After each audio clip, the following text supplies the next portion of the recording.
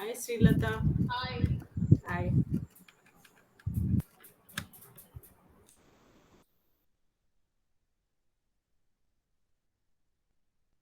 Hi, Sangeeta.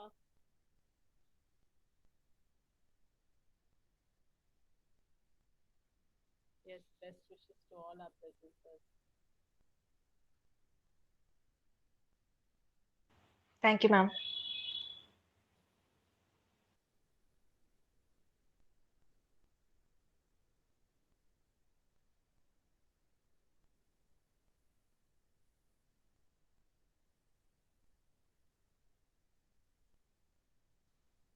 Is Iranggumle here? Yes, ma'am. Okay. Hi, Iranggumle. Hello, ma'am. Good evening, Good evening. everyone. Good evening.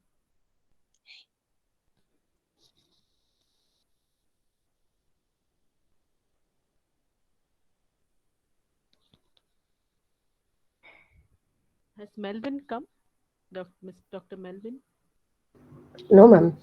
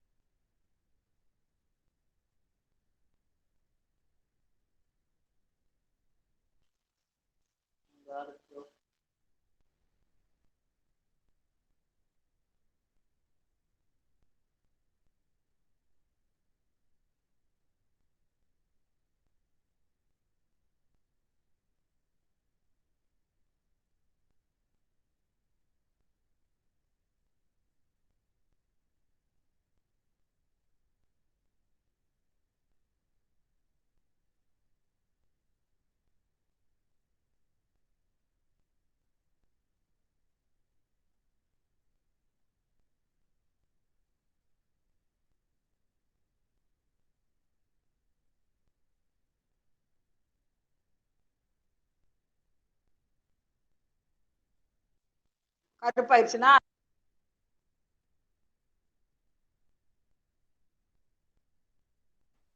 Good evening, Dr. Melvin. Ma'am, happy evening, ma'am. Yeah. On this end of the screen, you can see Dr. Srilata. She's one of the patrons of our club, mentors of our club. Hello, ma'am. Good evening. Madam retired as the head of the Department of English, Chelamal College. Nice knowing you, ma'am. nice knowing young people too. Yeah, Melvin is very young.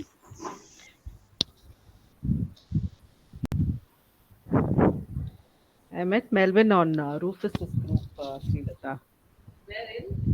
Rufus has a group called Readers Rendezvous. That's where I met Melvin first. Bishop Heber, you're it? Yes, ma'am. I'm in Bishop Heber. Sheila, Christopher, and Christopher have retired. Ma'am, Bishop Heber. Sheila ma'am is in Holy Cross College, isn't it, ma'am? Holy Cross. Christopher sir is here in. Christopher is, Christopher sir got retired, but still he's acting as a self-financing vice principal. met 85. Met them both in 85. Oh, super, ma'am. 85. And I have some of my colleagues here, Dr. Urmila. It's exam time, Melvin, so a few people. Yes. Hello, Preeti. Yeah, Hi. that's Dr. Melvin. Yeah, from Bishop Heber. Yes. Yes, I ma'am. belong to Trichy. Sir, I Oh, belong super, to ma'am. Trichy. Super, ma'am. Super, I'm a ma'am. product of Holy Cross College. Lovely, ma'am. Lovely. That gave me a great, lift in my life. Definitely. Nice to meet you, sir. Pleasure, ma'am. Pleasure.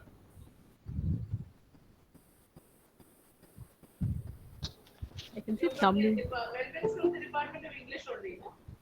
Yes, ma'am. Yes. And then Sumati. Yeah, that's Dr. Sumati from my department. She's specializes in eco-criticism. Hello, ma'am. Sumati is Dr. Melvin.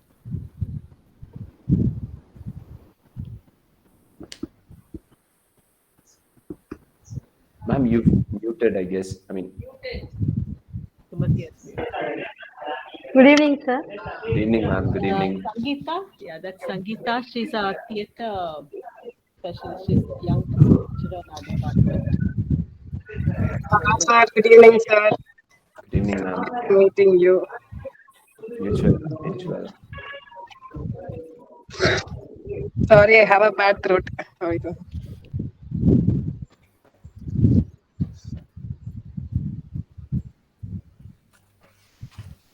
Because you'll meet the presenters and then Nancy will be comparing. Yeah, we can start. Shall we start, Nancy? It's 6:03.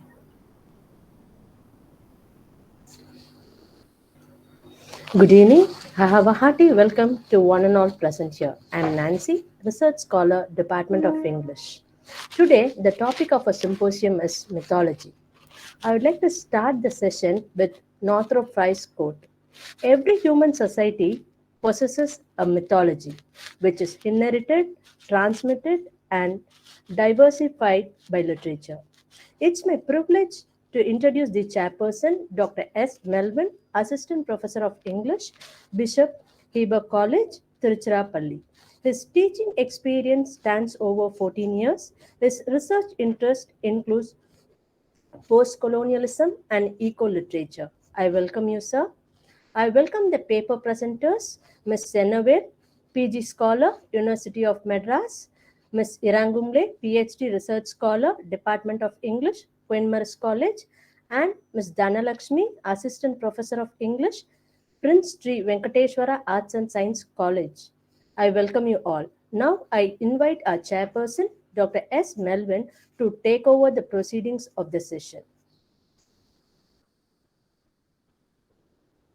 Yes, sir. Thank you, Miss Nancy. Thank you for the wonderful introduction. And Preeti ma'am, thank you for this wonderful opportunity you've given us. And I'm sure that, I mean, you are doing this in a continuous process. So that's something which is really fascinating. You are motivating young scholars, through this research forum. You're helping them. So that is commendable, ma'am. So thank you so much for this wonderful opportunity you're providing for all the literary minds. So today we have three presenters with us. So the topic which we have right in front of us is absolutely amazing. Stories. Like when we talk about mythology, probably if we are going to give a different name for mythology, it's story, isn't it? So right from our younger ages, right from our younger ages, this story has been around us. We've been raised in that fashion.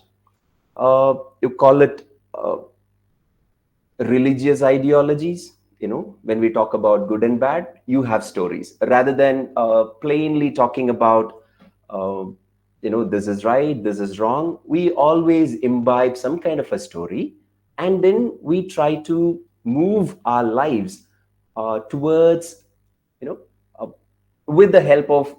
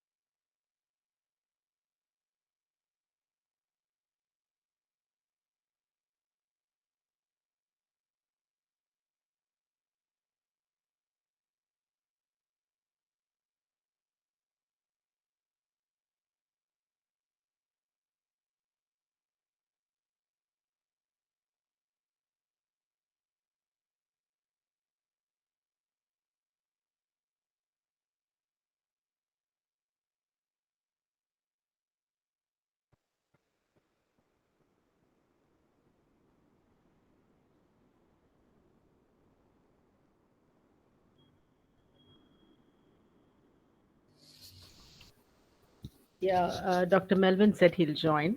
Okay. Uh, Tamil Selvi from Sociology, could you introduce yourself?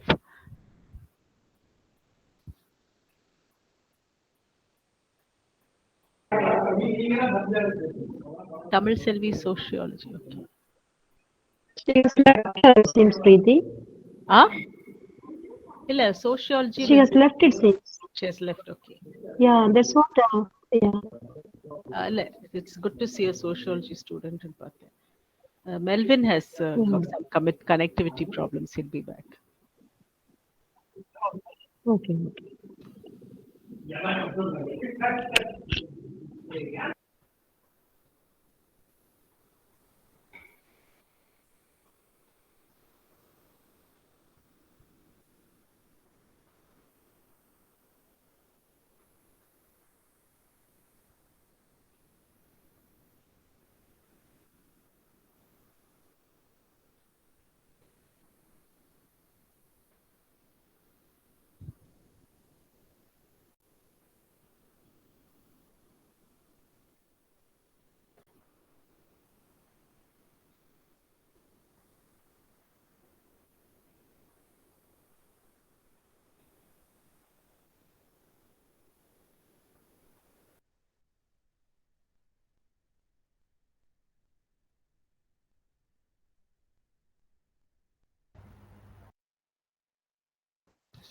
Yeah, he's back.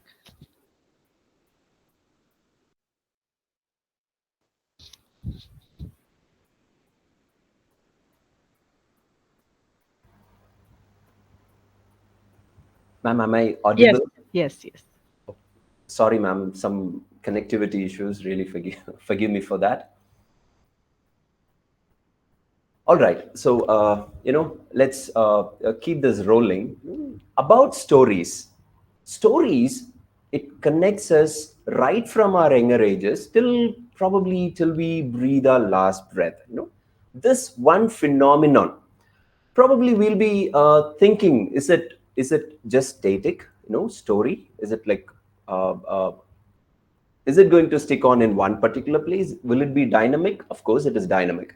We will be thinking, it is just old. Will we be able to connect the old stories, creation, mythology, all those things? Will it be possible for us to connect to the present? Of course it is contemporary also. So though Miss Nancy connected Northrop Frye's quotation, it's all about archetypes. We have a recurrent image, and we try to infuse the image in so many perspectives. And today we have three different perspectives. So to begin with, let me invite uh, one second. Senyavel Parivel, Miss Senyavel Parivel. And the topic which we have right in front is absolutely amazing because mythophilia.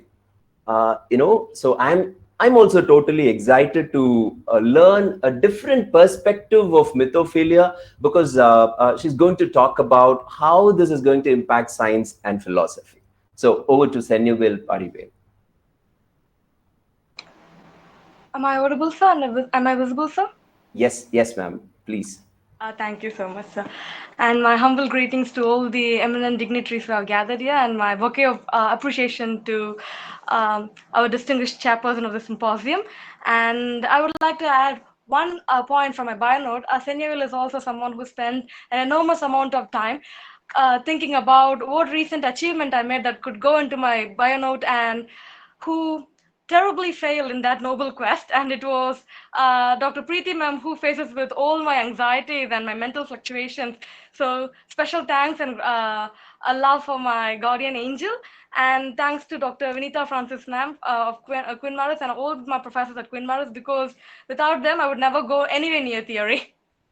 And as I'm doing my post-graduation at the University of Madras, I recently had to read Musée des Beaux-Arts of Odin.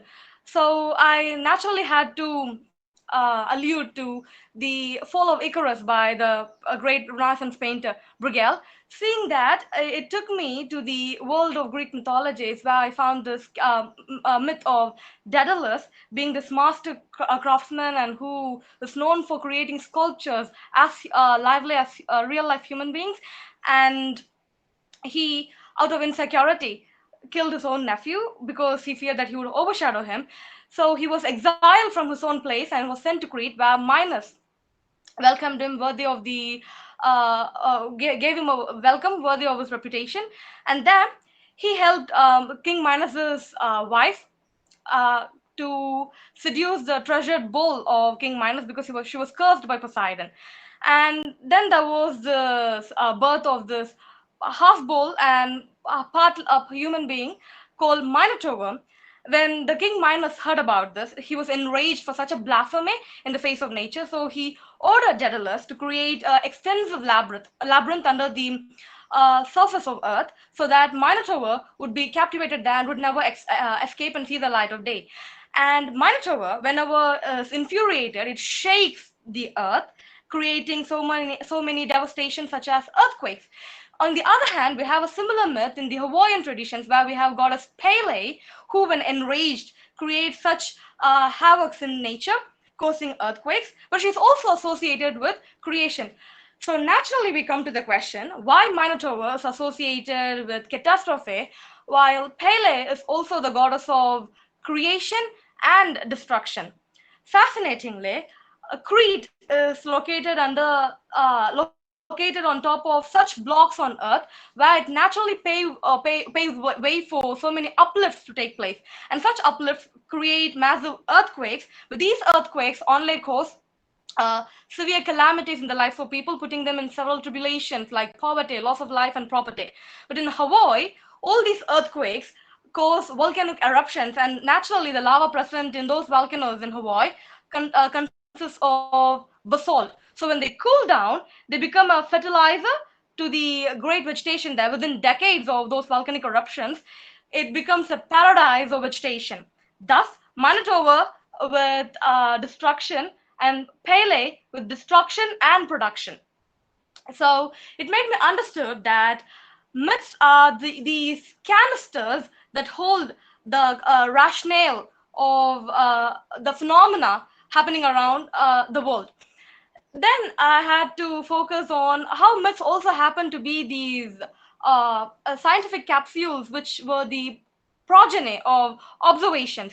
For one instance, reading and meeting Robert Langdon, I find that uh, Aphrodite of Greek mythology is confounded with Venus of the Latin mythology, and in Roman belief, the goddess Venus is same as the planet Venus, and she's associated with the pentacle because she's the goddess of perfection, beauty, and consummation.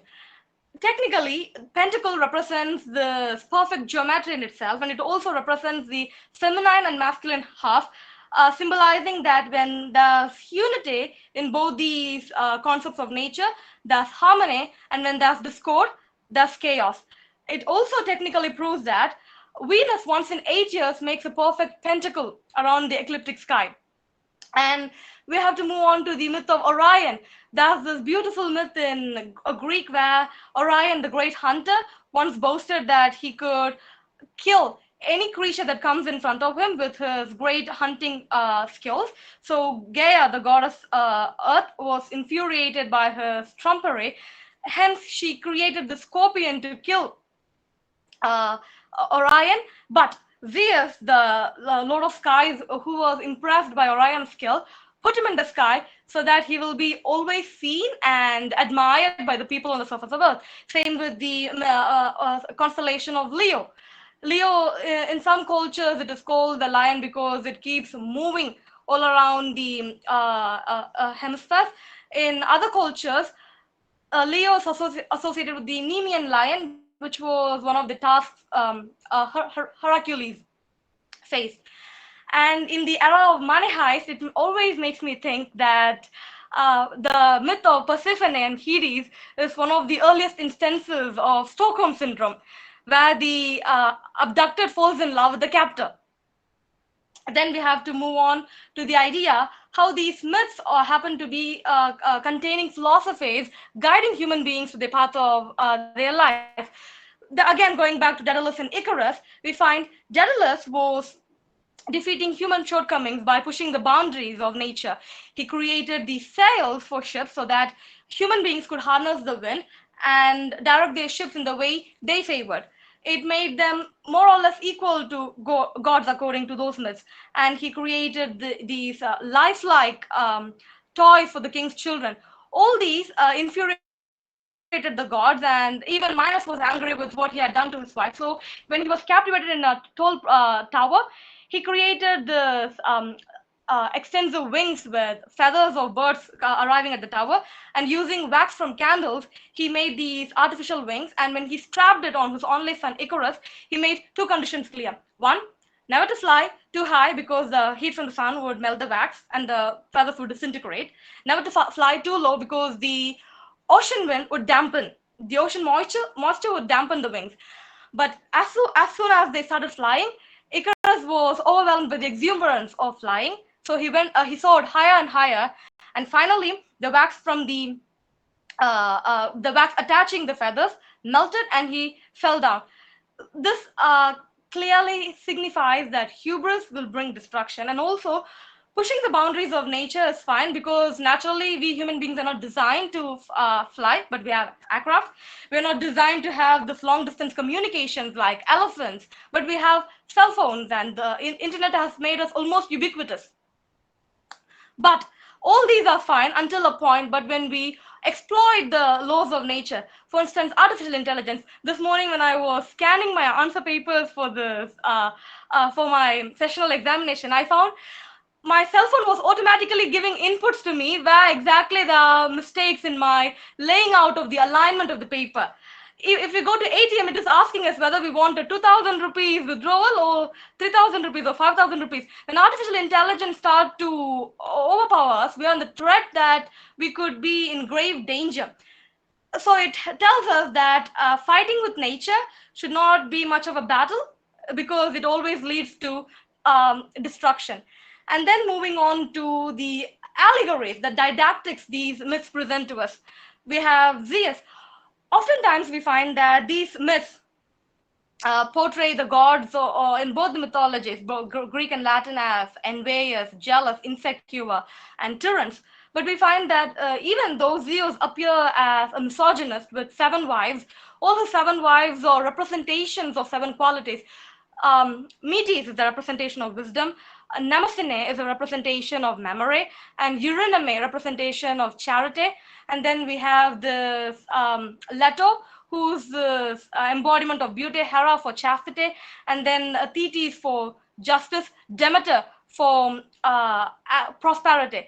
It proves us that a life of an individual should be an amalgamation of all these qualities: wisdom, fairness, and genius, love, prosperity, all these. And then coming to the legend of Hercules, we find that when Hercules reached adulthood, he was given two opportunities. Once he was presented by, he met two women who was one was virtue and the other one was vice. The former was dressed in exquisite clothing with all these paintings, which made her superficially bewitching. But on the other hand, we had virtue, who was dressed in plain robes, but she was naturally wonderful looking. And Vice presented the choice to Hercules that if he followed her path, he would probably have a life of endless pleasure. But Vice presented him with this choice that if he follows her path, he would face difficulties in his way. But in the end, he would have contentment and he would have done something great that would always be remembered and appreciated. And then Hercules chose the path of virtue. And we also find that how these myths are highly evolutionary. One instance is we find Hera standing in front of a peacock. Technically, Greece could not have peacocks in those eras. And it is quite interesting when I learned that when the trade between India and Greece was at its peak, the concept, along with peafowls, went to Greece. So the people started to associate the fowl with their goddess.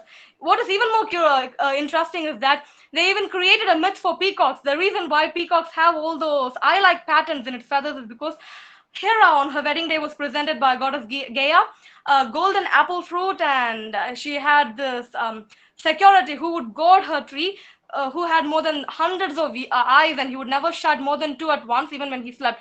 So Hermes, the messenger god, lulled him to doze, and the moment he fell asleep, he slayed all his heads. But Hera, who was so appreciative of his service, to express her gratitude, took all his eyes and placed on her beloved sacred bird.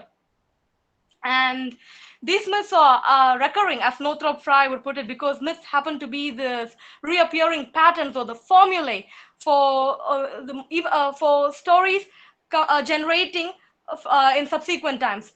Even though the most sophisticated piece of literature would look highly standing on its own pedestal, they all have their basis from myths. We have this example of the Spanish tragedy, where the story itself begins in the underworld with Minos, Aeacus, Radamant, Pluto, and Persephone guiding Don Andrea what to do. And then coming to the Duchess of Malfi by Webster, we find that in one place where Isabella tries to thwart the war, and she says she takes the blame on herself and she says, "These will be treasured in the depths of my mind." This is an allusion to Virgil's Aeneid, where Hera says to Paris that these will be treasured in my mind because he preferred Aphrodite to be the most beautiful than Hera because he probably fell in love with Helen, or he really thought Aphrodite to be the most beautiful among the three goddesses. And coming to Encanto, we see there's this character Juno. He's shunned by the other members of the family and even by the village people because he foretells what's going to happen, and people don't like negative things to be portended to them. But there's this character called Glaucus, who's one of the sea gods in Greek mythology. He once caught this magical fish and ate a few pieces of it. As soon as he ate it, he got these powers and mussels and all these seaweed started to grow in his body, and he developed this gift of prophesizing. But people always shun him, and I learned that fishermen, before going to fish, they pray that they should never see Glaucus because he would foreshadow what is going to happen to them. So these myths are constantly giving us this code of conduct. They were these capsules of observations, rationale, and they are filled with all these cautions that tell how human beings will live their life. And special thanks to Ms. Sangeeta ma'am, because without her I would never have watched Encounter, even though I have a Hotstar subscription. And once again, thanks to Dr. Maria Preeti Srinivasan. Thank you so much. Thank you. Wonderful presentation, really enjoyed your flow of thought. Thank you. So it's really nice to hear from you. So I think I haven't properly introduced her, So she did her undergraduate in Queen Mary's College, and now she is pursuing her MA in University of Madras. Right, we can clearly understand that she reads. Right, so that is one quality she holds. I'm really happy for you. So, probably in your presentation, you have taken us to wide array of titans, legends, so many areas you did touch. And the title which you have given is something like two perspective. One was like about science, mythophilia, on how it connects with science, or mythophilia is can you define mythophilia? Love for myths, sir. I just coined this word because there's Anglophilia, having this love for English literature, bibliophilia, having this love for books. Why not Okay. mythophilia? Okay. So it means obsession, right? Obsession towards something. Literally over here, it's about the mythical characters. Having so much of obsession towards mythical characters. So one thing I really admired was the kind of energy and the kind of connect you were able to provide with so many mythological characters. Great. Thank you. So what is your take on Prometheus? Oh, that's a great Science. question, sir. Thank you so much for Science, asking that. and I'm sure that you will be able to connect with science when it comes to Prometheus, isn't it? Yes, So sir. throw some light on it. I always had this question why people with this intellect strive so hard to show themselves in the world. For instance, we have Galileo Galilei, who for discovering heliocentrism was imprisoned. So I think why these people with creative genius take so much hardships on them. So similar to Prometheus, we find that this person who was endowed with this opportunity to create human beings provided them with the gift of fire, and the gods were so angry at them, angry at him for making them come so close to the gods. And he was punished because he was punished that he was cast in a hill, and an eagle would come and feed in his liver every day, so that his liver regrows every day and he will be in this endless torture. But he never even once worries for what has been put on him. This shows that when you have it, you have to deliver it. I see that this is so similar in this Carol Ann Duffy's poem to Standing Female Nude, where we find that this model asks the artist, why do you have to do this? I have to. That's what he says. When you have it in you, you have to deliver it. You have to milk it out. Very nice, very nice, very nice. So I would request the audience, if you have some questions to ask, I'm sure that she'll be really excited to answer. One or two questions?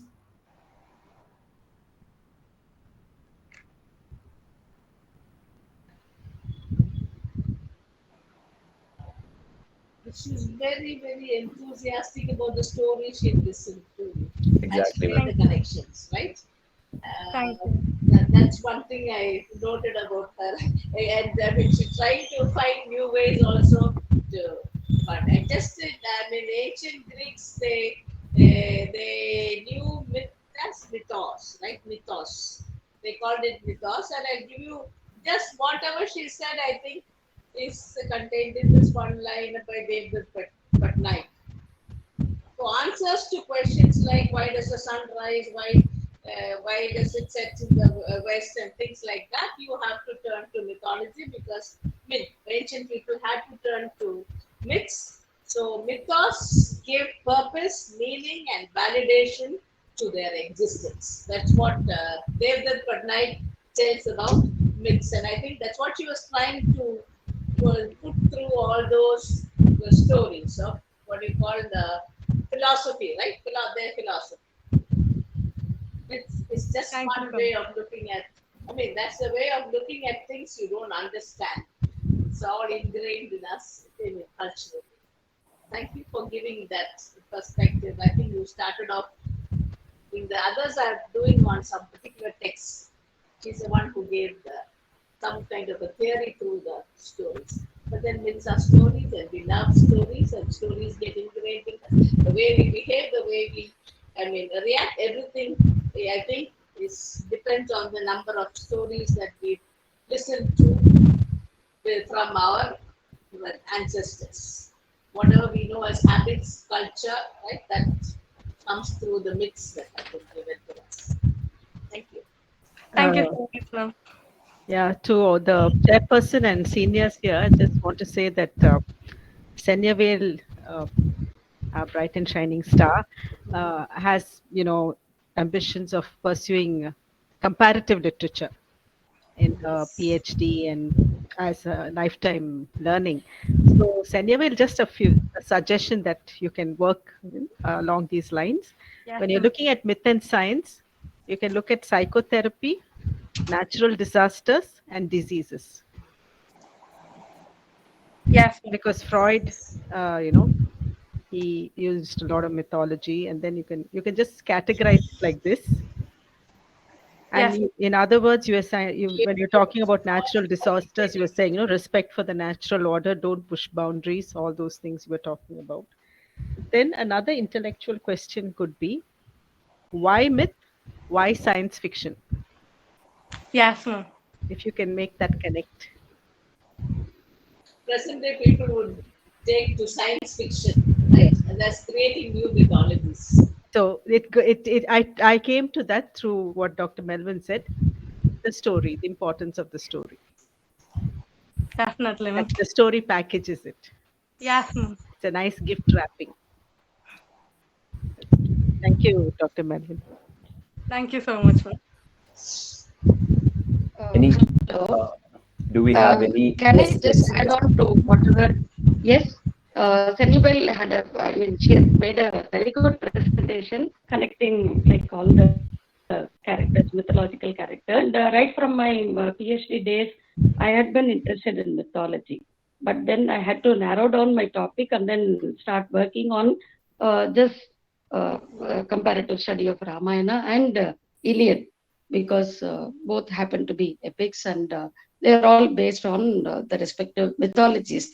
Here, because you made a mention of Prometheus, I would like to bring your attention to a beautiful poem by an Australian poetess, A.D. Hope, Prometheus Unborn, where I want to tell you how she talks about mythology and the modern relevance of it. Like she's able to talk about the Prometheus character, the character of Prometheus, and how he would not like to be relieved of his punishment, because once he comes and takes a look at the entire world, he would be disappointed that man has made a mess of the whole universe. Okay, in order to bring that environmental consciousness, this particular poet talks about this. So that way, we can also look at mythologies and not dismiss them as something of a story or something that is not relevant to modern living or thought or whatever. So there's a lot of scope to explore this particular aspect of mythology.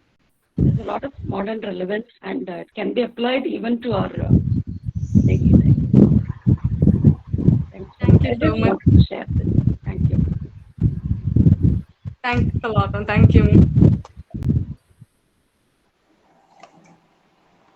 Right, right.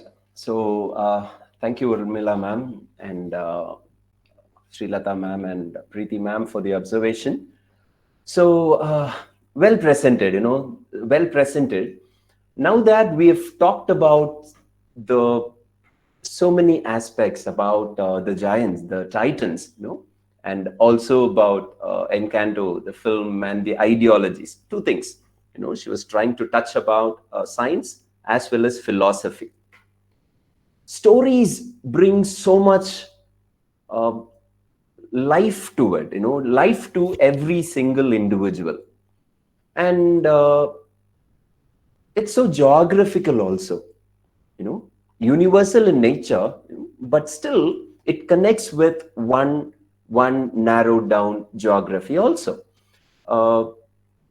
Now we have second presenter who is going to talk about her connect with the Naga community. You know, she is a researcher and a young writer from Nagaland, uh, Iranggumle Hemang. I believe I've pronounced your name right. Did I do that? Oh, yeah. It's Yeah, Iranggumle Hemang. Iranggumle Hemang. Iranggumle. It's Gumle. okay. Okay. You can call me anything. No All right, problem. all right, all right. So, welcome. So, before I hand the session to you, uh, let me just highlight one or two points. When it comes to storytelling, you have the geographical as well as uh,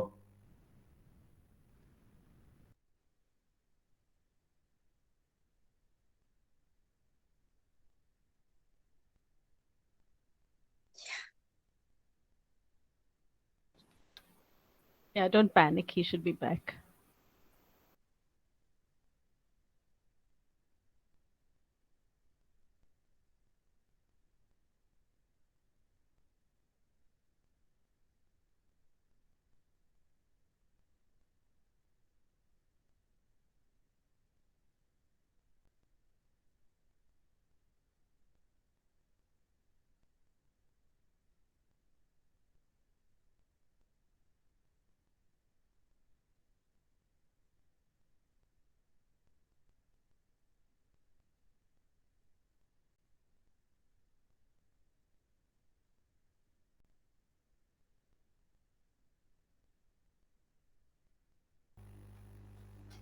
once again, I'm sorry. I mean, No, yeah, that's fine. wrong. We can hear you.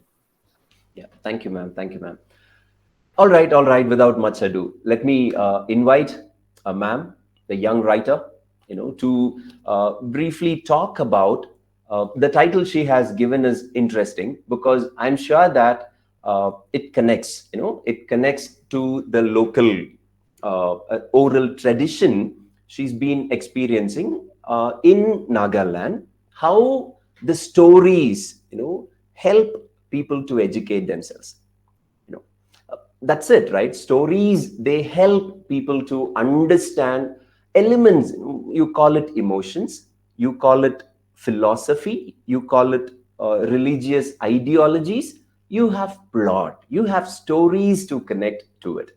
So here comes our writer, a young scholar, to talk about the oral tradition present in the Naga community when it comes to imparting education and promoting knowledge. Ma'am? Thank you very much for the time, and I would like to give special thanks to Ma'am Pretty for giving me this privilege, and my respect to all the participants and the people present here. Before I start off with my presentations, um, I will not be sharing my stories, but I will be sharing about my culture, how my culture, through orally, we get educations from the Morung. Before that, as a young writer, as a young researcher, when I go for my research, I am always thrilled to know about my culture, about my people. So when I'm doing that, I have learned so much from them. And through that, I would like to, before I start off my presentation, I would like to present a traditional song from my culture, from my dialect. So I hope you will enjoy it.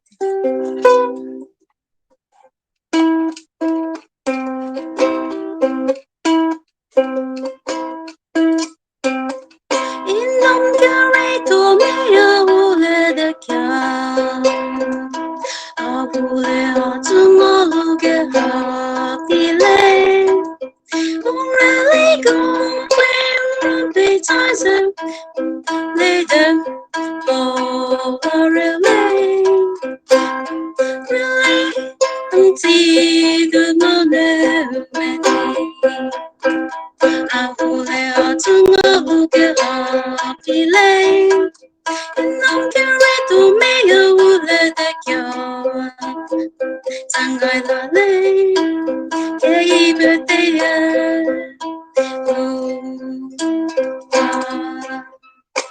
Thank you. And that's a song about a legend about a girl and a boy who fall in love during the war season, and because of the war they were parted, but because of the love that they have for each other they were able to reunite.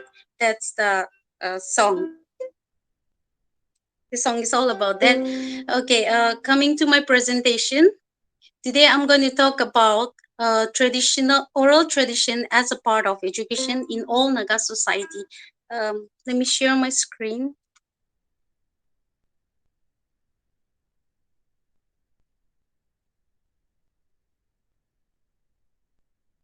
Please give me some time.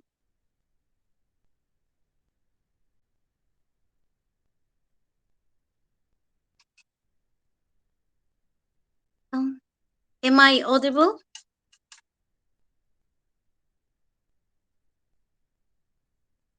Yes, Yes, Iranggumle, you're ma'am. audible. Okay, I'm not able to share my screen.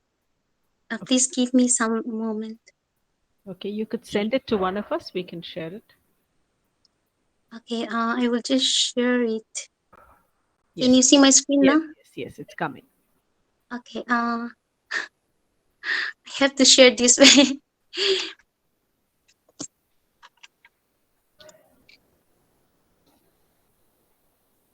So, the topic of my presentation will be oral tradition as a part of education in all Naga society. So, when I talk about Naga society, let me just give the introduction here. Today I will be presenting on this. Who are the Nagas? What are the oral traditions of the Nagas? What are the aims and objective of these presentations? Morong as a part of institutions. So, coming to the first part. Who are the Nagas? In here, as we all know that Nagas are the ethnic hills people who inhabited the northeast part of India.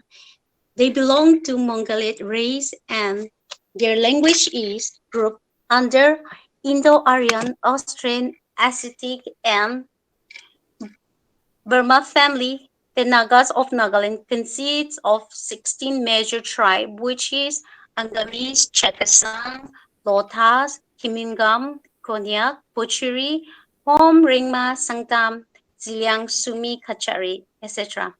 In the beginning, the Nagas, they don't use the term Nagas to refer themselves, but it is the outsiders who use the term to address them, perhaps through the observations of how the Naga people live or by their physical appearance. It is the Ahom who first called the Naga to, with the words Nagas, which believed to be derived from Assamese and Sanskrit words, which is Noga, means naked. Probably because the early Nagas they don't cover much of their body parts, and mostly they were naked. So because of that, maybe, or and some of the words from the Burmese also they consider Naga as Noka, which means pierce ears or people which pierce ear holes, earlobes. Um, according to what we see, that according to J. Butler, the term Naga is derived from Bengali words Nakla, which means naked or crude. um, as we all know that coming to Naga literature, Naga do not have a script of their own or as documentations of their history as such. So for the informations of the history, folklores and everything, it is true transmitted through verbally from generation to generation through oral method. Um, in the olden days, um, in order to transmit those folklores, folk song, tradition, cultures, and lifestyle of the people, Morong is one of the important place which is served as an education institute. There, for for both boys and girls, there are different. different dormitories where they are educated uh, through their elders, and before before they enter into adulthood, they were taught by their parents. Before they enter into morung as a little child, they were taught by their parents. But when they reach a certain age of adulthood, they were like we admit our children to school. In that way, those time in the olden days, people try to admit their children into morongs for education purpose. So um, going back to the literature of Nagaland, um, like I say, we don't have a written literature in the olden days. The first information about Naga documentations literature appeared after the arrival of colonizer and the Christian missionaries. One of the earliest documentaries about Nagas was written by J.H. Houghton, the Nagas Angami, where he described the culture, tradition, laws, and belief of the Angami Nagawa, and also the Charter Act of 1813. It served as a gateway for the missionaries to come to India, especially in Nagaland, in Northeast, and begin the works.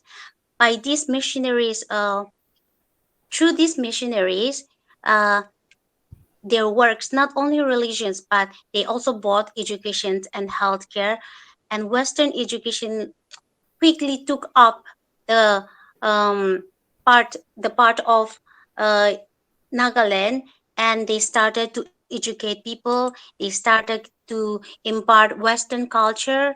That's how the education system changed. That's how the education system changed in Nagaland, and they started to document their own traditions and culture through written documents. One of the first Naga writer, I should say, it will be Esterin Kire.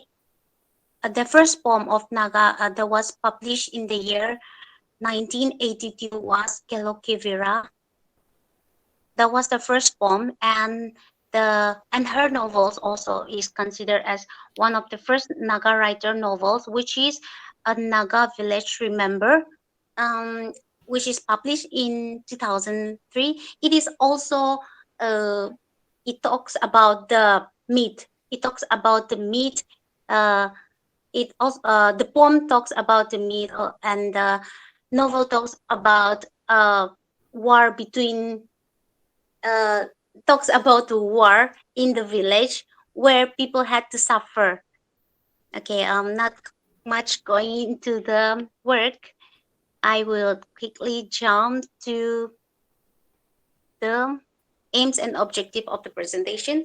Here, this in these presentations, what I aim is um, to analyze the important features of the oral history through Morong education, also to understand how the functions of Morong had shaped and mold the young youths to live in the society, and to highlight and impart the knowledge of Naga culture and tradition through this presentation. The next, talking about the oral traditions of the Nagas. As I already say that we don't have a written document, um, oral traditions, according to me, oral traditions is nothing but a communications of humans imparting the knowledge to the other being. Uh, Through communication, they are trying to impart their knowledge of their tradition, their custom, their uh, beliefs. So as there is no written documents in Naga, unlike the other people, we usually depend on transmitting the stories, culture through verbally. Um, this information, the oral, the traditions, how we impart knowledge and information is like this information is passed down by the elders. It is done by the elders of the village, in the form of storytelling, like sharing the legendary stories, myth, fables to the young generation, to the young ones, and also the oral narrations that is took place mostly in that is took place mostly in Morong. Let me explain Morong. Morong is a place where young youths are asked to gather to be trained, to be taught how to become a responsible person in the society. It is also a place like where problems were settled. It's like a court also, and it is a it is the main center of the village of the Naga society, where everything is functioned. That is took place in the village. Everything is functioned um in the Murong. So, um, how do they transmit their oral narration is um, here the elders will gather all the young youths in the evening, and then they will start narrating the story one after the other, teaching them songs, rituals, dance, or any important things that has to be learned, that has to be imparted by the um, elders to the young generation. Like for some festival we have different dance, we have different songs. Like I just sang the song that is that song is sang when we have a harvest festival. We sing that. And also the song is used, which I sang, the song is used in a marriage, to in order to um, remind the couples how they should love each other and how they should be committed to each other. The songs also reminds, it is also like a tool, like to remind the young couples to be in love and to have a strong relation after the marriage. That is also one song that is sung. And talking about the storytelling, it is not only about explaining how the story went on, what happened to the stories, where did the story took place, but when they try to narrate the stories in the Morong, they try to impart the knowledge how the warrior defended their village, how the warrior or how the warrior tried to defend uh, so many demons, because in olden days there is a lot of belief that there is demon that comes and disrupt the villages, take away the children or kill many people if the villager doesn't sacrifice human being to the demon. There were so many stories are there. So in order to make aware of the children, they don't simply say that there is a spirit, we have to do this, we have to do that, and we have to avoid this. But through the story, they try to explain through the story, narrating the story after narrating the story, teaching them what they should do, what they should not do, how to appease the spirit. Through all the stories, the elders try to educate the children. Not only the adults were educated, but even the children, the parents who were not a part of the morong anymore, since the morong is for the youth, for the young youth who is not yet married. So after their marriage, there are no more a member of the morong. So the parents, it is the duty of the parents to train the kids before they enter into the age to join the morong. So for the children, the parents narrate stories as a bedtime stories, that's how they learn before. That's how they learn the custom, the rules, their behavior before they enter into Morong's dormitory.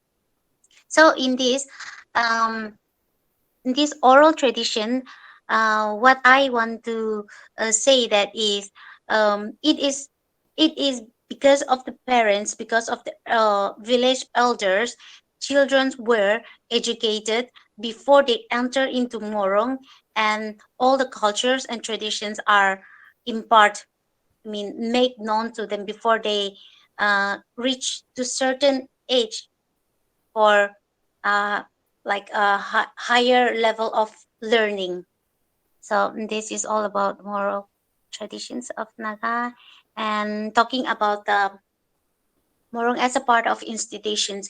Like I already mentioned that Morong is considered as the key of institutions of the Naga society, and also the center of social life of all unmarried males and females. In here, it enables the males from the Morongs to protect the village from any situation like sudden attack by the enemies or raid or any demon spirits that disrupt them. In this Morong, they were trained. They were trained. They were specially trained to guard the village. Is what that is one of the main aim. And also, the Morong also serve like a ceremonial and recreational center, and often plays a essential role for mate selections and mobilizations of village labor. When I say that mate selection is through this Morong, since we have two separate Morongs, the girls dormitory and the boys dormitory, they they they were given so many talks to learn first. Then after they complete complete after completing the tasks, they were given a night, or yes, uh, they were given a night to choose their partners, like to choose their couple whom they will marry. According to that, they will given some tasks. um, each girl will give a man a task. If they can complete that, they will uh, they will accept their proposal. This is also one of the main features of Morong, where the mates were selected, were I mean, like where the couples get to know each other and get married. And in here, we also see that the Morong. In this Morong, they not only select maid for marriage, but also mobilizations of the village labor. It's like in here, the young youths are sent. The young male were sent um, for hunting and for earning for their livelihood. They were trained, they were taken to the jungle by the elder people, and they were trained how to hunt animals, uh, how to hunt animals, and how to fight against all those spirits or demons that is disturbing their village. Each member is trained according to their abilities, according to their skills, and according to their um, interests. So, talking about the system of education in the Morong, it is also like a part of common gathering. Like it was like a place. This is a place where every young youth underwent certain training in various aspects of life, like until they get married. They learn the art of living, and the secret of livelihood and adulthood, civic duties, and social responsibility. They also not only learn about tradition, religion, philosophy, and roles of the village in general. Um, they learn about the discipline of the youth while they are still a member of the Morong, in order to train and become a responsible citizen of the society. In the boys dormitory, what the boys were learned is that they learn about the technique of war, fighting, wrestling, games, and sports. Because during those days, in the olden days, from village to village, they have so many war, village to village, and they were uh, they try to compete each other who had the when we thought when the word naga comes to any of the person, any of the people, they always talk about naga is they were headhunters and they were savage killers is what people talk about. But one thing that I want to make it clear in here is that when we talk about headhunting, headhunting is not like a murder. We don't consider it as a murder, but like every tribe, like every community, like every people in this world have their own culture, have their own way of war. That is the way naga war. Head hunting is like when you kill someone and bring the head of your enemy, it is a sign of victory, it is a sign of token that you have won the victory. It is not about murdering the people simply because you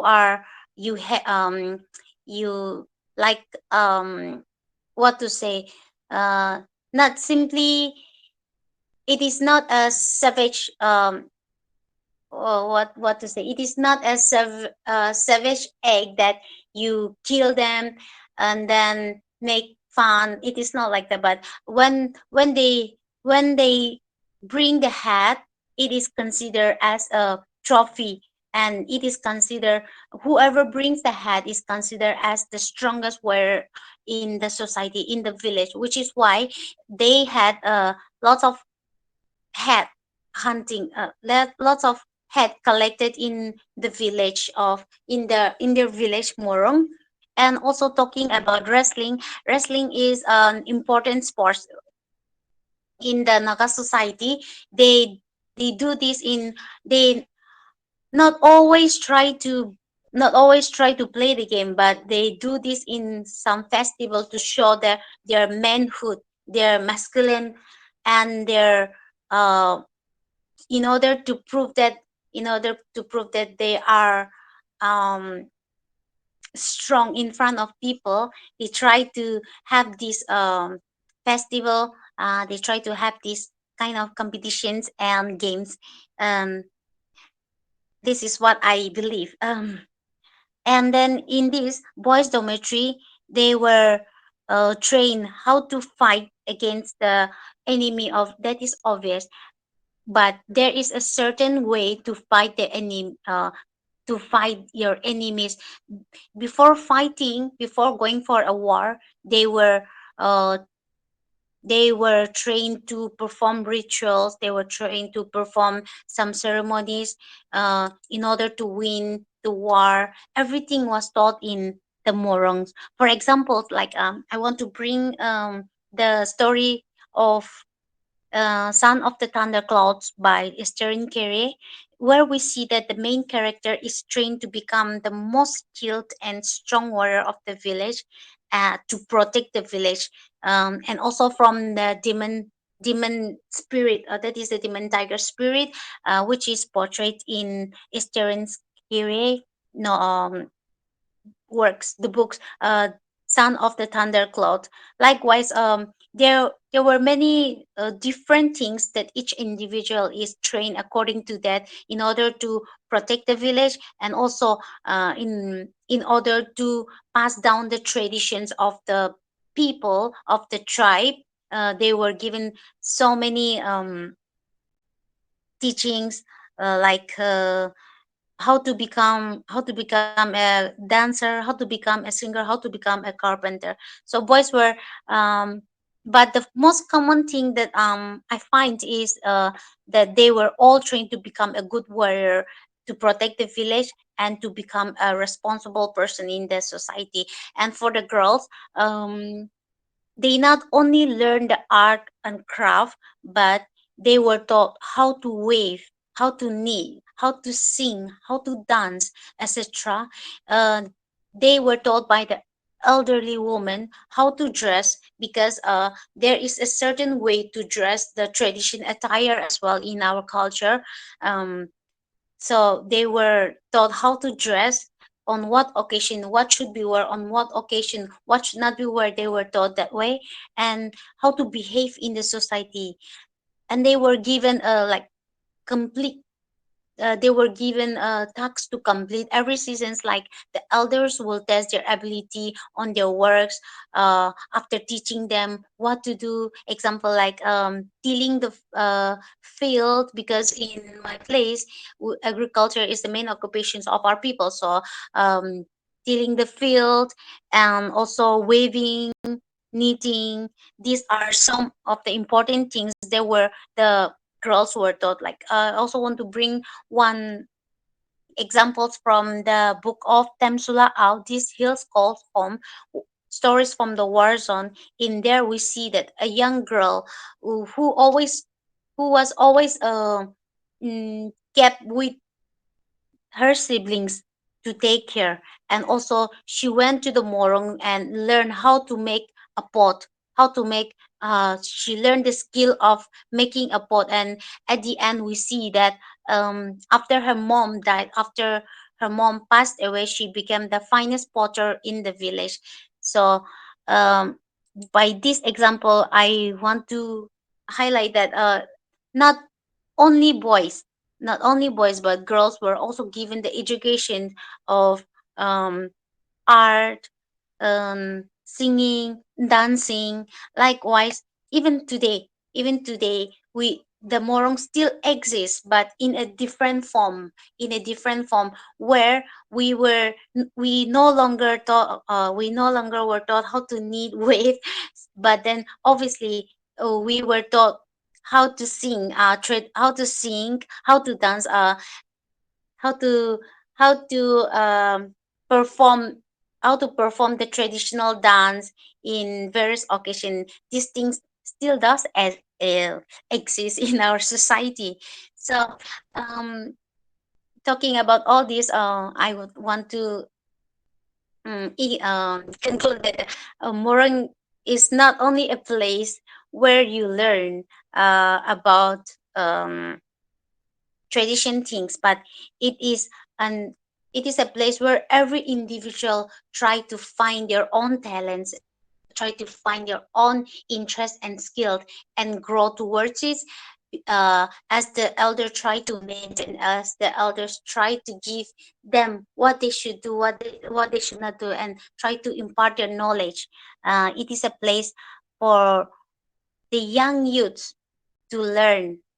So what I feel is like, um, since we don't have a written record or written history, the traditions, customs were verbally transmitted through folklore, myth, legends, like I always say, hymns, dance, festival. So the Morong served as an institute to mold the young generations into a responsible, moral, sincere, disciplinary person. But with the coming of the contemporary educations, um, in the 80s, the young youths were sent to school and colleges that drastically affects the dormitories functioning outlook, um, which was replaced by the Western approach of living, um, and the education the education which we have already adopted, which we have already um, accepted as a part of our culture. But not forgetting our culture, we still do exist, we still does um, give importance to morong, and that's how we still try to keep our tradition alive. That's all for my presentation. Thank you.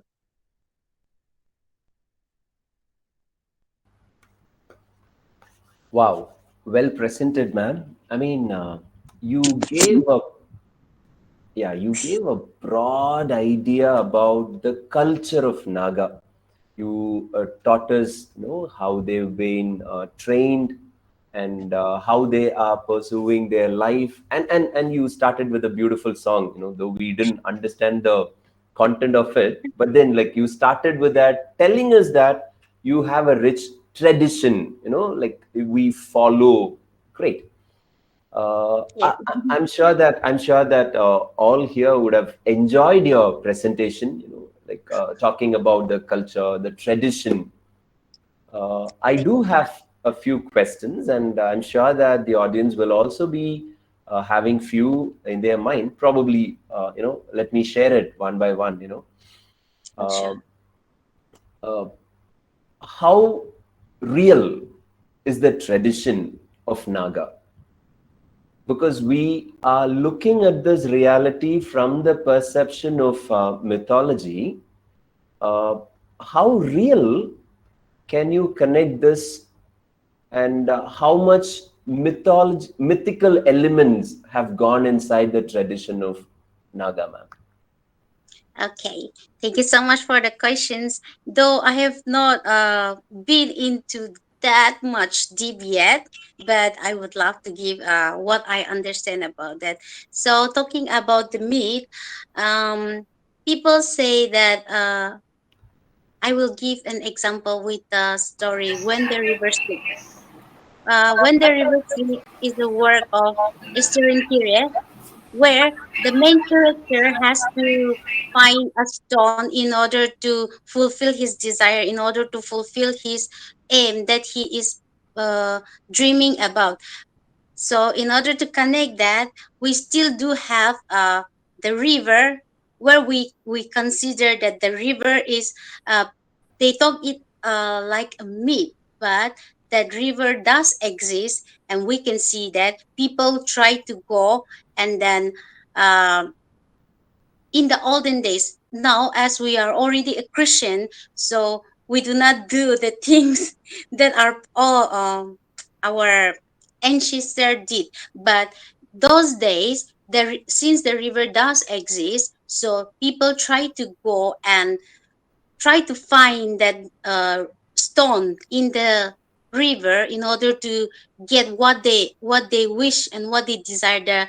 That is one of the things that I will want to bring on your questions. And also, yes, I have a story in my culture, in my tribe, which is also in my village.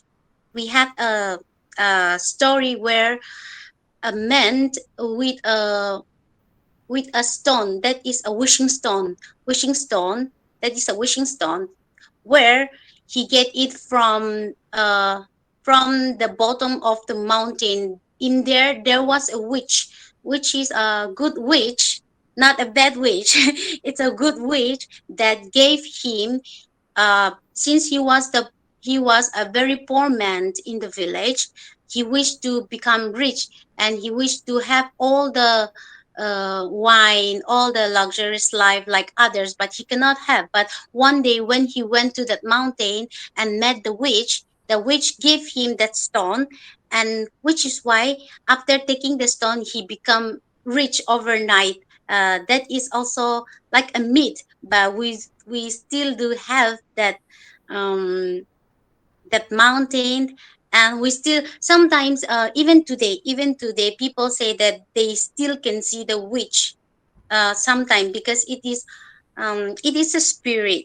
So people say that they still see the witch spirit down in the bottom of the mountain. So I just want, giving all those examples, I just want to bring reality as a myth in your questions. Did I give the answers or? Yes, ma'am. Of course, of course. You were able to bring in stories, to add it to your understanding of it.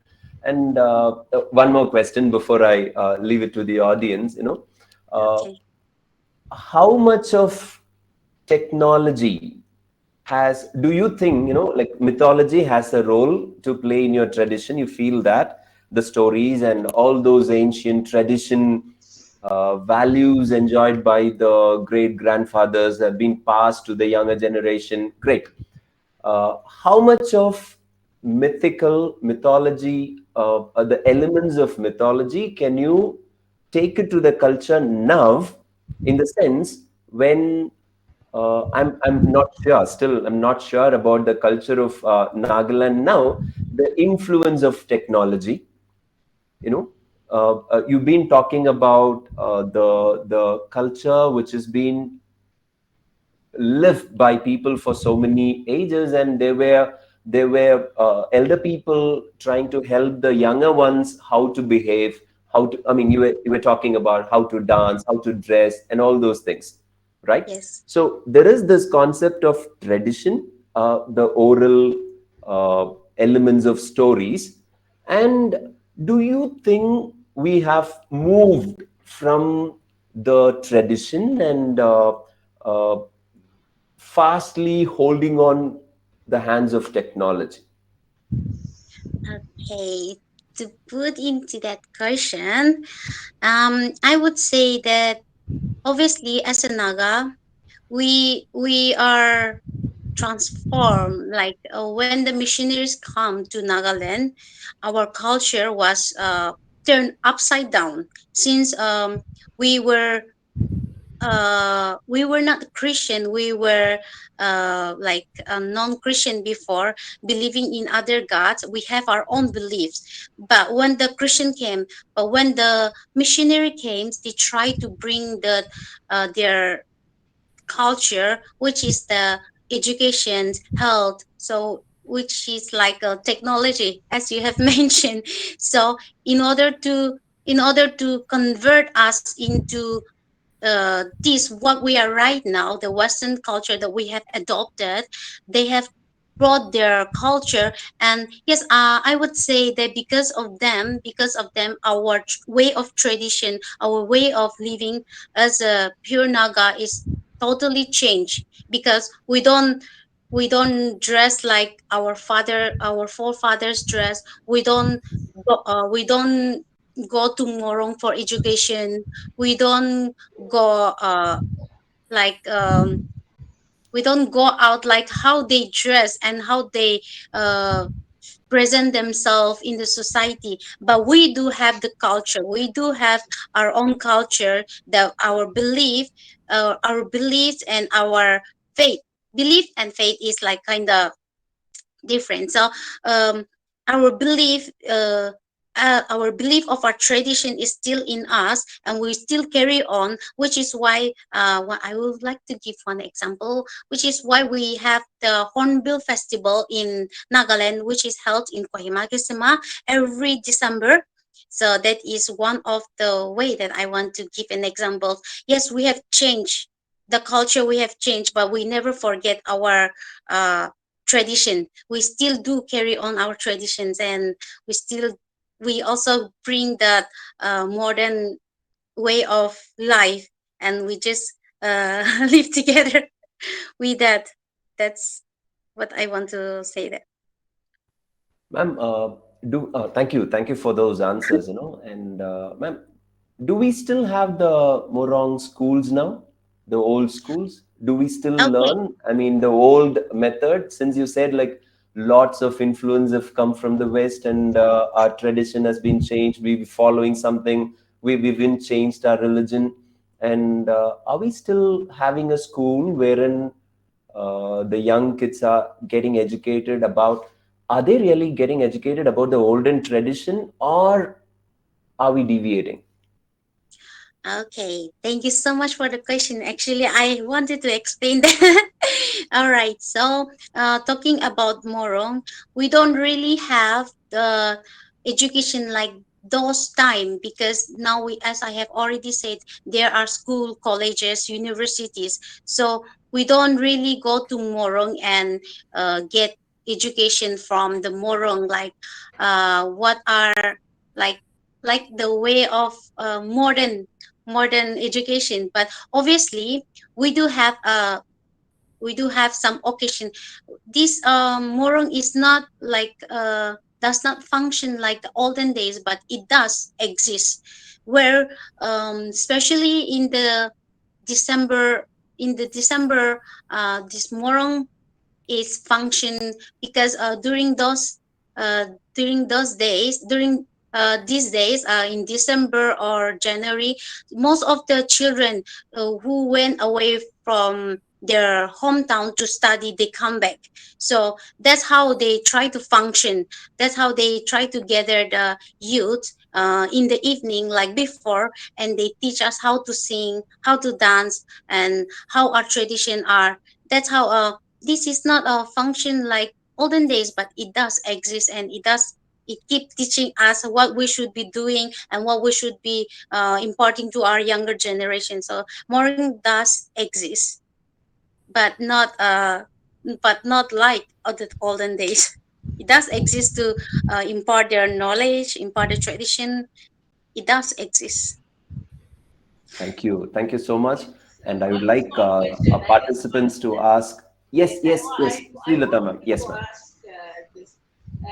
This xenophobic fear of the outsider is a characteristic of all the eastern states, tribal states. Fear of the outsider. Do you have anything in your myths which tell you, okay, is there any story that tell you that you must keep away from these people? One. And another, that is, everybody knows that if you, the outsider comes, as you said, they may change your fate, and other than that, if there is anything. And Depsula, or her name, I don't know the pronunciation of that writer. Them, her poems, one of them, there is a, in the war collection, I think it is. I hear the land cry over and over again, English translation. Let all the dead awaken and teach the living how not to die. How not to die. Is this a reference? I wanted to know whether it's a reference to that fighting spirit. How you have to fight and stay back. I mean, like in your hunting days, right? Is to fight and stay. Keep. I mean, keep your spirits up so that the culture endures. Okay, I just wanted to ask this much. And are Okay. there any stories related to this? Okay, so to give you the answers, I am not really expert on that, but however, in my understanding, when you talk about wake up the dead, how to teach them, I mean, how to, and that part, what I understand is she wrote it during the war of Yeah. Naga and India. I believe that. So during those times, because we do not have those weapons like the Indian had, but we have the spirit. We have the spirit to defend for our land. We have the spirit to protect our land. That's why, in order to uh, in order to encourage them, I believe, in order to encourage them to stand for their land, in order to not to lose hope for what they are fighting for, I believe she wrote it that way, uh, to defend the land from uh, people who are trying to come and uh, who are trying to destroy them, to destroy the culture, to destroy the people, in order not to fade away. I believe she wrote in to encourage the people to stand for what they are, who they are. That's what I believe. Are there any stories related to that? Because she's supposed to have I written a book or something article on the oral tradition of the Nagas. Okay. You don't have. Is there anything that tells you to keep away from foreigners? Any story in your midst? Can you think of any? Have you heard as a child? If you can, that is. um I am not able to understand that now. No, fear of letting any other culture come to you. Most of the tribal states of the East have that. So I just wanted to know there's any underlying, story which tells you, myth which tells you to keep away. To keep away the other traditions, you mean? Yes. Yeah, yeah. Okay. The fighting spirit, um all connected. That's what I was asking. Yeah. okay. I don't I don't really see that asking us to keep away from other tradition, or not to deal with other. But what I know and what I experience is to adopt other culture also, uh, and to be human. When I say that, because our people say that Nagas are headhunters, so they are savage, so they are this that, but in reality we are loving people. Like, we have a loving heart. That Whoever I comes, we understand. will. No, no, that I understand. And you are a product of the new generation, which is, I mean, has sort of got accustomed to all the cultures, right? So Yeah. you are the fact that you are studying here. That's it. But basically, I mean, because since we are on the topic of mythology, I asked this question. If you are able to answer, fine. Otherwise, it's all okay. It's, Okay. it's all right. Okay, all the rest of it we understand. The cultural aspects of it we understand. But are there any underlying stories or maybe somewhere there will be something which tells you people? Like for us, I mean, the Hindus were asked no, not to cross the river, right? I mean, cross the seas because you for fear of losing caste. Even the same Srinivasa Ramanujam was not allowed by his family to go to the sea. You know, the fear of crossing the seas because we fear that we will lose our caste, our original culture and ways. That's all. So, I mean, there should have been because that's somewhere connected to our own old stories about I mean geographical location and how not to cross it, etc., etc. All that is there in our own cultures. We're asked Okay. never to cross the seven. I mean the seas. You know that means the oceans anyway. That would be that. Even boundaries, geographical boundaries, we were not allowed to cross the fear of losing caste. Yes. Okay.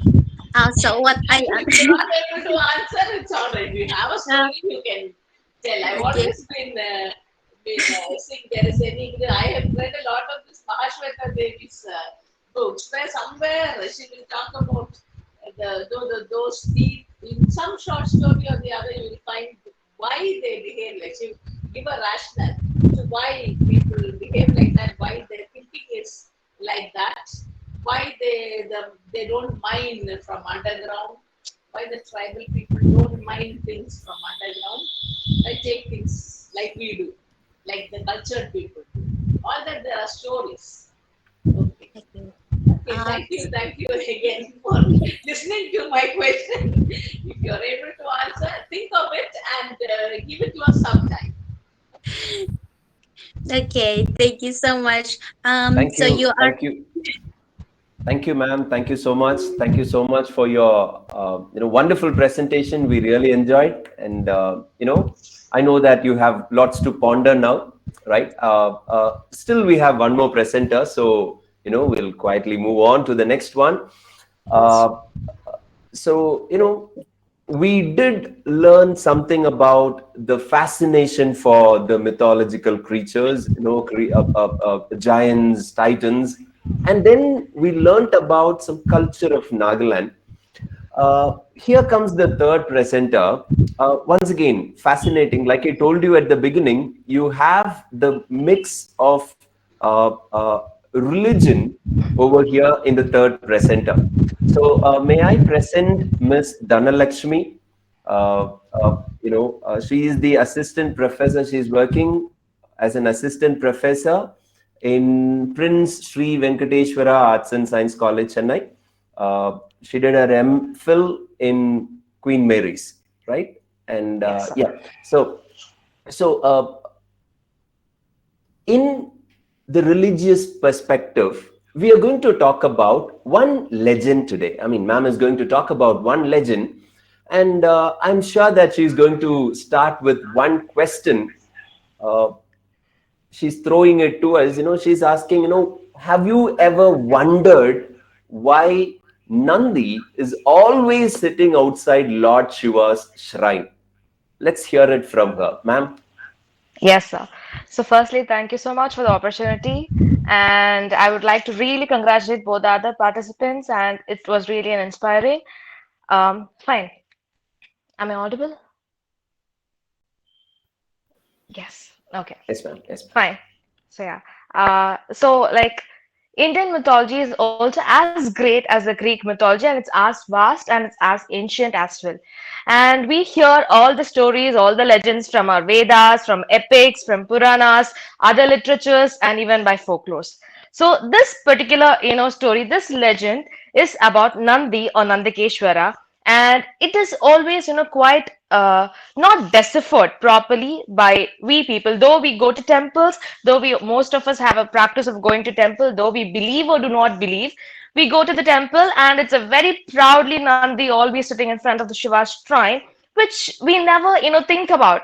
I just asked this question to most of the people, and who is this Nandi or Nandikeshwara? And the answer I heard was that it's a cow or it's a vehicle of Lord Shiva.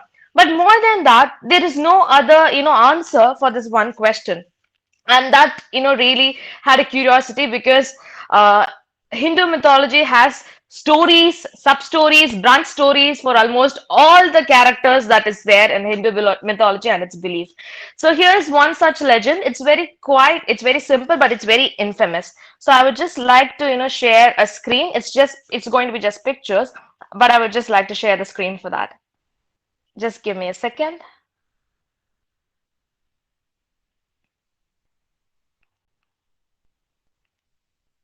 Yes, so can you see the screen? Is it visible?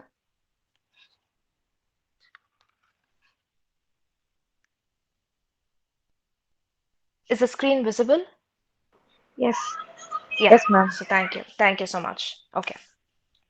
So this the legend of Nandi or this bull. So where this originated, where does this practice of worshipping a bull started? Okay. So this worship of bulls started in India way back in 7th century BC, and it's not just in Hindu mythology, but also in various other civilization, various other beliefs also had this civilization or also had this belief or practice of worshipping the bull or worshipping the cow. All right. And for instance, this Egyptian civilization, this particular picture that you're seeing is called as a Pasupati seal, which was, excavated lately during an archaeological excavation. And you could actually see a bull and its horn. And it is actually seen like a Shiva. It's believed to be a Shiva who's sitting, and there is bull that's going to be, worshipping him. That's the same way like how we find it in the Hindu temples, like in India. So that is one of the greatest, excavation, and it is just how universal or how much similar this kind of beliefs are in different, other civilization. So this particular civilization in Egyptian, they worship this bull in the name of Apis. Okay, and there are other many, civilization. This is an another, picture of Apis, and there are other many civilizations like Sumerian civilization who worshipped this bull in the name of Marduk, the bull of Utu. And it is also called, or it is also believed to be a guardian deity, and they name it as Imasu, which has been depicted with the body of a bull and a head of a human. And other ancient beliefs from Crete, from Levant, from Greece, Iran, Central Anatolia, and most of these places also have a similar kind of belief and practice of worshipping the bull. So now coming to India. So this Nandi, the very Nandi that you see in this picture, this is most of us could actually, most of us know a Nandi, but they don't never know the background story of it. So while other civilizations started to, slowly shift their focus to humans and other animals, India or Hinduism still holds a very prestigious place for the sacred bull. And this very Nandi that we see today has its own legend, and I will just narrate the story or the legend as it goes. So once there was this rishi named as Shilada. Okay, he is a sage, and this particular Shilada is married, and he and his wife for a very long time they were childless. So he was having this, feeling that he wanted to go under a severe penance to in order to please Shiva. And when Shiva actually, emerges before him, he is right away asking for a boon for a child. but he's asking for a child with immorality and blessings from Lord Shiva. And he also adds that the baby, the child, should not be born out of his wife, okay, but it should be a miracle of birth. So, asking this boon, Shilada is very confident now he's anyway going to get a baby, and that he's just going back to his home and returning to do his course. And he wanted to perform a yagna, a puja, for this birth. And as he was trying to plow the ground for this puja, he actually hits upon this golden chest that he finds in the land while plowing. So he's this particular, chest. It's very beautiful. It's very heavy, and he's ultimately opening the, chest. And to his surprise, it was not the baby, but actually Shiva with the third eye being born in the form of a baby. He was extremely blessed. He was so moved. He thought that Shiva himself has born as a baby for him. But then there is an oracle that he's hearing, and the oracle says that Shilada, please do close the chest and then open again. So he just does as the oracle says, and he closes and opens it. And now he has this very new baby.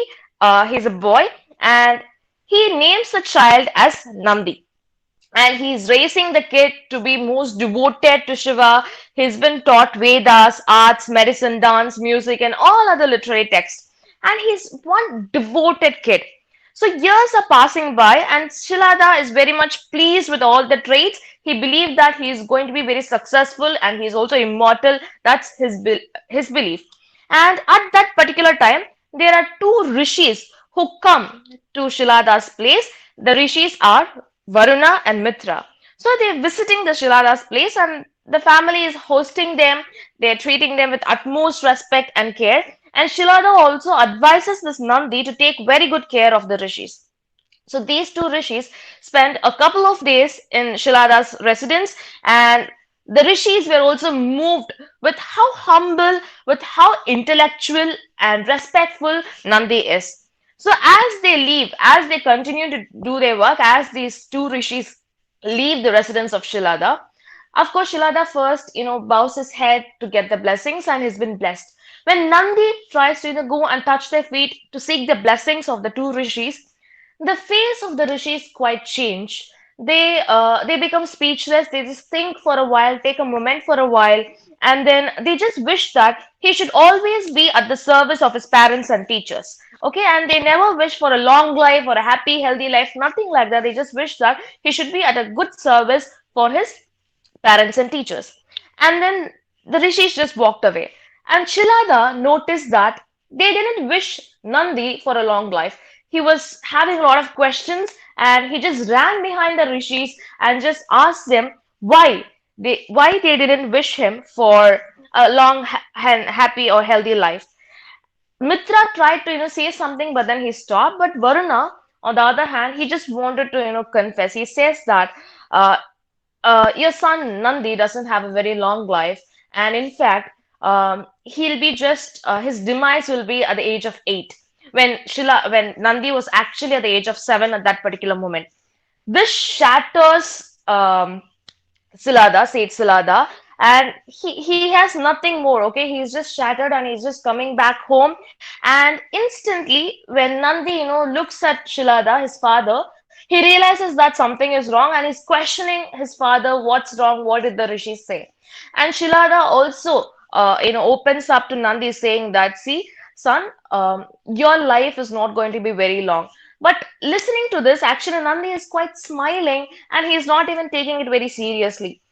And Shilada, on the other hand, is totally surprised by the way how Nandi took this, news. And in fact, Nandi also gives gives an answer stating that, see, we are devotees of Lord Shiva, and you have seen Lord Shiva by yourself, and I was a boon of Lord Shiva. So when all these things are done, of course Lord Shiva is not going to just let me to die just like this, and definitely there is something that he is waiting to do so. And this Nandi is seeking the blessing of the rishi, his father, and he's going for a penance. Okay, he also wanted to go for a penance, and he's seeking the blessings of his father. And Nandi goes to the Surya Pushkarni river in Tiruvayar, and he starts to begin his penance. So he started to utter the Rudra meditation that we call in Tamil as Rudra Jabam. Okay, he started to complete this. He was chanting this meditation for 1 crore time, and he has completed that successfully. So on the completion of that, Lord Shiva appears to him and asks for a boon. But Nandi, instead of asking for a long life, he says he wanted to chant this Rudra meditation for 1 crore more time. And he's been given that boon. He's doing this for over and over again, and he completes the cycle for 8 crore times. And now Lord Shiva's heart is totally melted, and he is just pleased and moved by the devotion of Nandi, and he really wants to know what does Nandi want. And now, at this point of time, Nandi is just, like he doesn't want a long life, but instead he asks that I just wish that I want to be with you, that is with Lord Shiva, just like your sons, like Ganesha and Kartikeya. And accepting this request, Lord Shiva offers him a place right before him as a Nandi, and he also makes him as the admin for all the Shiva temples. And he also gives the name as Jabyeshwaram. In today's time, it is called as Tiruvayyaru, but he named the place Tiruvayyaru. Lord Shiva himself has named the place Tiruvayyaru as Jabyeshwaram, and lately it has been changed. And now, as the days pass by, Lord Shiva is still worried that this Nandi, he's just being, too much devoted with Lord Shiva, and he doesn't even have any other thoughts to distract him. And so, what he thinks is that he just wants to, go and seek a groom, seek a bride for Nandi. And before this, he also has been coronated as Nandikeshwara. So Nandi has been coronated as Nandikeshwara, and he just joins Lord Shiva at the Kailash mountain.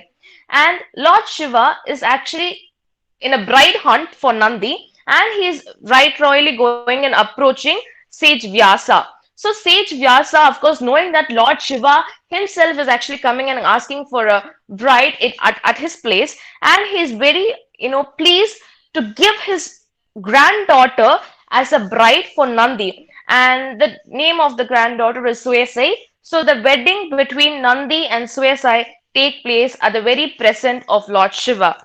And this particular wedding takes place at Tiruchirappalli Vaidyanatha Swami temple in nearby Tiruvayyaru.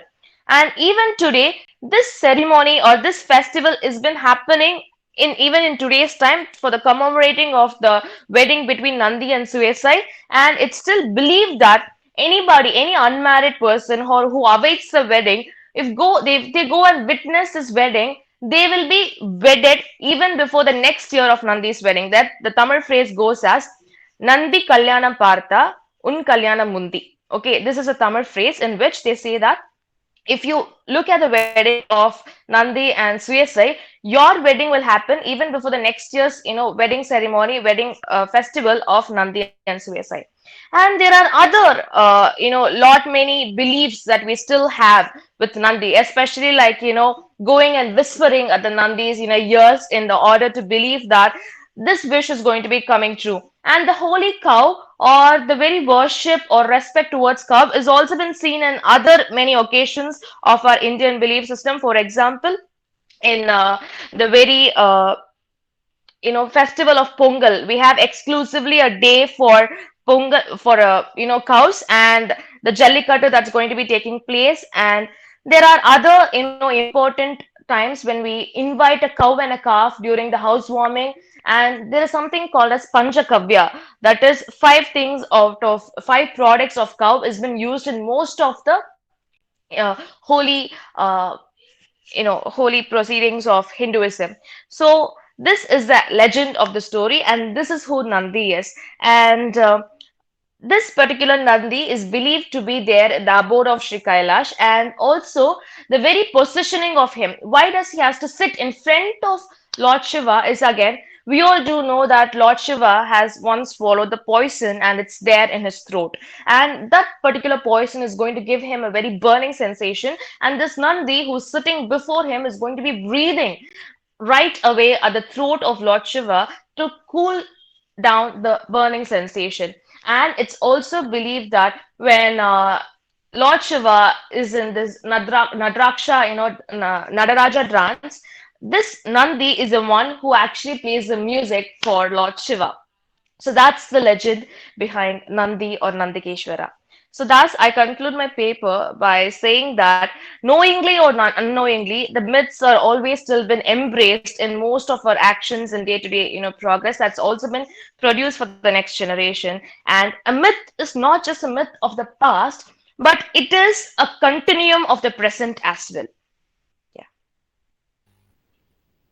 Very well presented, ma'am. Wow, what a good Yeah. storyteller you are. Very nice, ma'am. Very nice. Impressive it was. So, quickly, Thanks. if our audience, if you have some questions to ask to Dhanalakshmi, ma'am, I think she'll be very happy to take.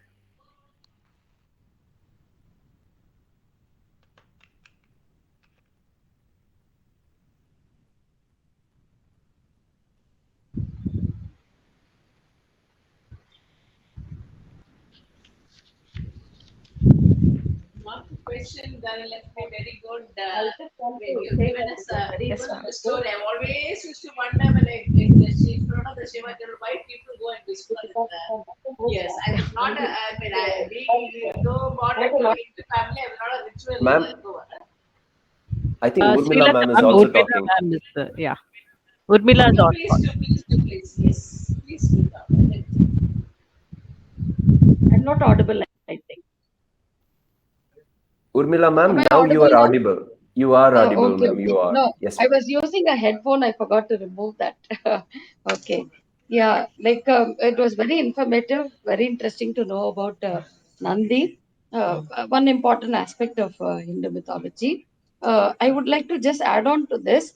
Even in Kedarnath, we have visited that particular temple where Shiva is actually supposed to be taking the form of the bull, and then to be, I don't know, there is some particular story related to that also. I think Bhishma wanted to have a confrontation or something like that, and then Shiva takes the form of bull, and then that I mean the rear part of the bull is there instead of the real idol which we used to have as linga. There we find only the bull, the form of the bull, and part of it is there, and part of it is supposed to be in Nepal. I don't know. There are very interesting stories like that. Maybe we can get to know more about such things. Thank you very much, Dhanalakshmi, Thank you, ma'am.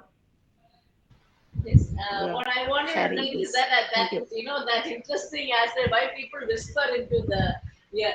Then I found out that the Shiva temples on Pradosham day there were hordes of people and we'll have to wait outside.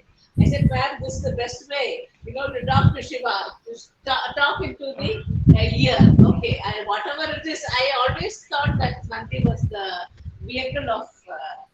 Shiva, because Shiva is supposed to have been going on. We have number of the Kamadenu, the cow that gives, I mean, like cornucopia. That's the equivalent of cornucopia of the Greek myth. We have the Kamadenu, the cow that satisfies all our desires. So the cow and the bull have very many. There are many temples. I think there's one Nandi temple even in Madhya Pradesh. In Kerala, there is one particular place called Ochara, where I always connected that. I told you it is a Ochara, it is called. There's nothing but a temple tank. There is no overhead structure. There are huge trees. And today people keep a few idols. Otherwise, there is no structure, there is no other worship. But a whole lot of what you call this humped bulls are there. In ancient times, these bulls were, long ago, these bulls used to be taken from Ochara to, whatever we are doing through artificial insemination today. These bulls used to be taken around in the surrounding villages and been used for propagation of the species. Okay, that was what was used, then. So I was just thinking of the number, and even whenever they have a festival, huge images of the bull. These bulls are left. And every time if I go that way, I do stop and see how many. Today that is a rare variety. But there is a particular thing of this of seeing going round. This bull being taken round to many places throughout, going round that entire space. I do not know see, I have never bothered to know. I never knew the connection between all of these things, because that is the temple. It's called Om Chira. It's called Om Chira. Om Chira, it is Brahma. Para Brahma is supposed to be worshipped there. That's why there is no superstructure and no idol there. So there are quite a lot of connections there are, and Shiva.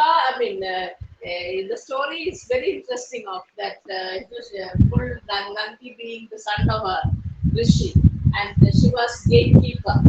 So we can read many more and more. The mythology, as you said, can lend itself to make so many connections from the Pashupati Sea and to the ancient Babylonian and what is that, Sumerian and the Egyptian times. The bull has so many kinds of, unlike the Minotaur bull, which was a terrifying aspect in the Greek myth.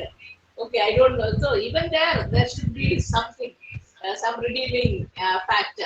From the bull has been there. I think the stories, except in the Naga culture, everything else in all the three. All the two presentations had the bull been mentioned. Thank you for making giving us a very enlightening paper and story. I'm very fond of stories, and I'm very, very happy that so many stories have been told today. Thank you.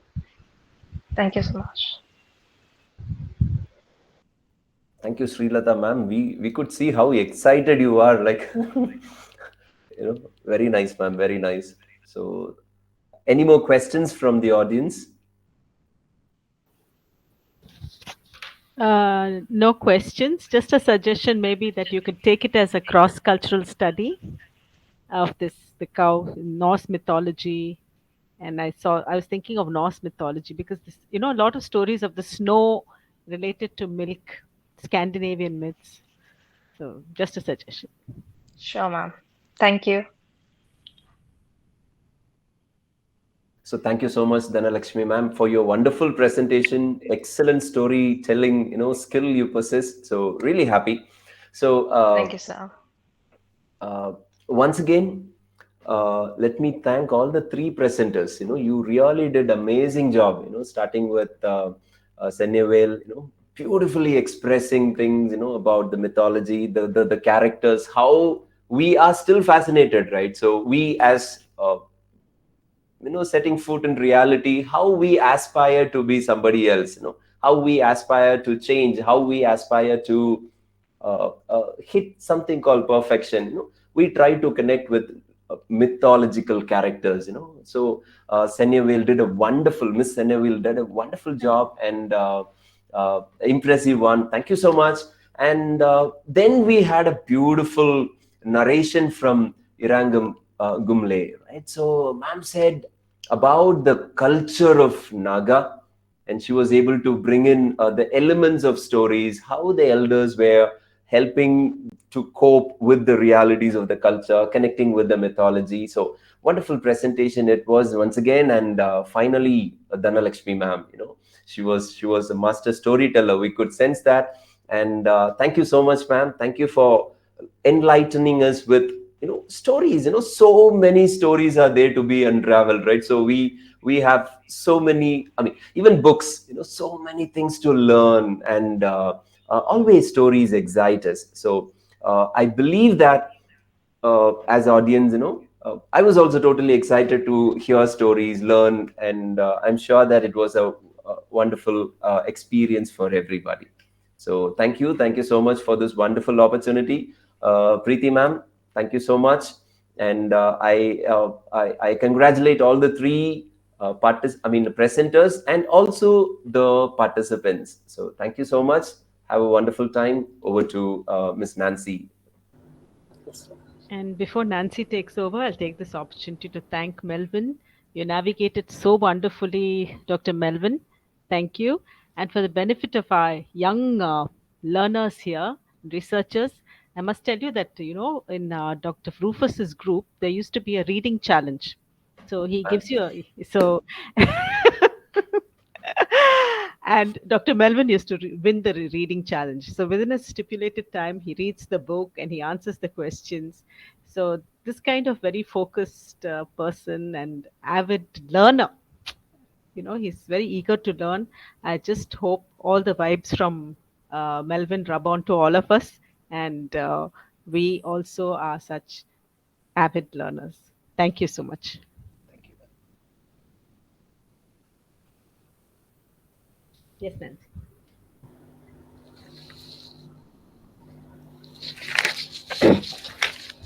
Today we had an interesting and lively session. I thank the chairperson and the paper presenters for the various perspectives of mythology, including Mythophilia, Old-Naga society, and the story of Nandi.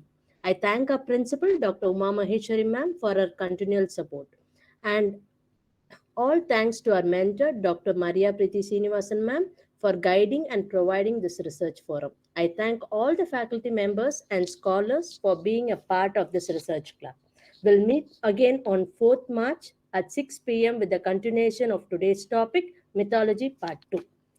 In tandem, we'll go together in the journey of learning. Thank you all. Thank you, Nancy. And Nancy is one who curates all our programs, beginning with the invitation that she's prepared all the invitations, she does all the behind the scenes work. And today she has curated this event very well. Thank you, Nancy. Thank you, ma'am. Thank you.